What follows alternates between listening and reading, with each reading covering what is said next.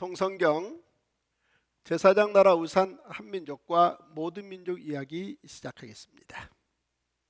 제사장 나라, 이 말의 핵심 특징은 한민족과 모든 민족이 묶여 있고, 그리고 큰 흐름에서 보면 2000여 기간 동안 함께 간다라는 굉장히 핵심 포인트를 가지고 있습니다. 이 제사장 나라를 어떻게 표현할 것인가, 저는 많은 고민 끝에 큰 우산을 그려서 그 우산 안에 한민족과 모든 민족을 담아가는, 그래서 바람도 비도 피하며 하나님의 복을 받게 하는 그 큰 그림으로 저는 그려봤습니다.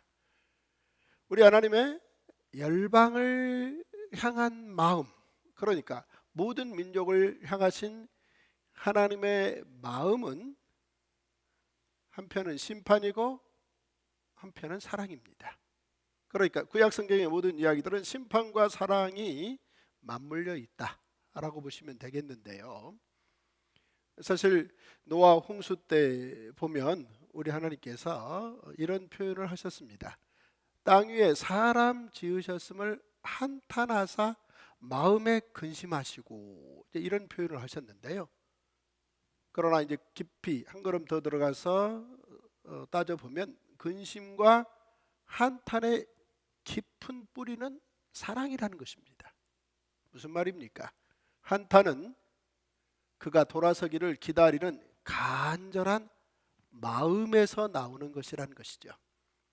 따라서 심판과 사랑은 동전의 양면입니다. 성경에 여러 표현들이 있지 않습니까? 그 표현 가운데 하나가 이제 역설적 표현인데, 그런 표현들을 이제 성경은 충분히 활용해서 하나님의 통치 계획, 하나님의 마음들을 드러내신 장면들을 여러 곳에서 볼 수 있는데, 이 노아 때 이 홍수 심판 사건, 이 사건이 얼마나 깊숙하게 하나님의 깊은 심판과 사랑의 마음을 담았는지, 그 기반 위에 얼마만큼의 세월이 지나고 이제 드디어 창세기에 아브라함 이야기가 등장합니다.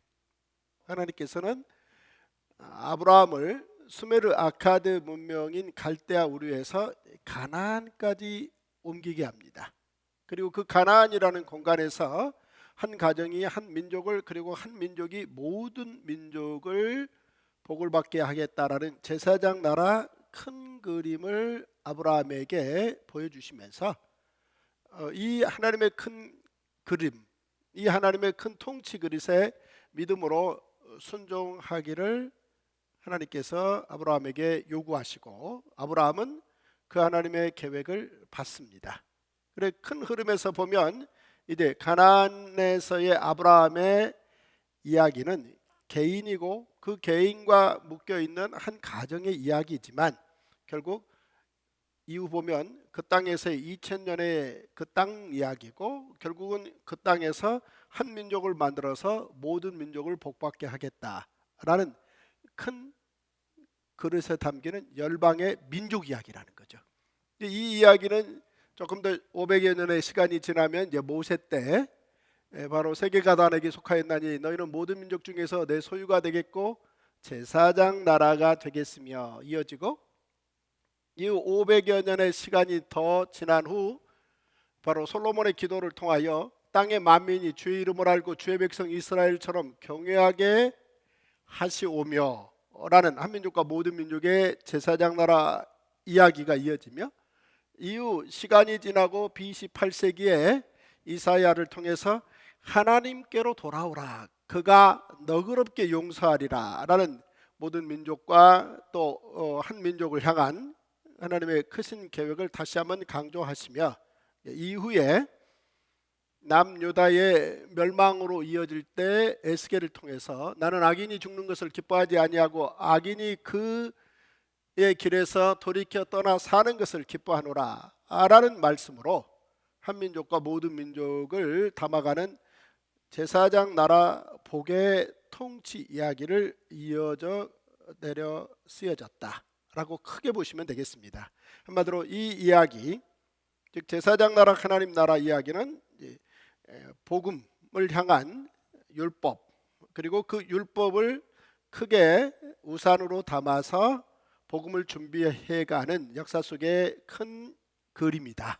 이렇게 정리를 해두시면 여러분들은 이제 제사장 나라를 표현해가는 모든 구약 성경의 표현들을 놓치지 않고 다 담을 수 있는, 그래서 크게 공부해서 많은 내용들을 이해할 수 있는 그런 놀라운 공부를 하실 수 있게 될 것입니다. 한민족과 모든 민족을 위한 제사장 나라 우산, 여기까지입니다.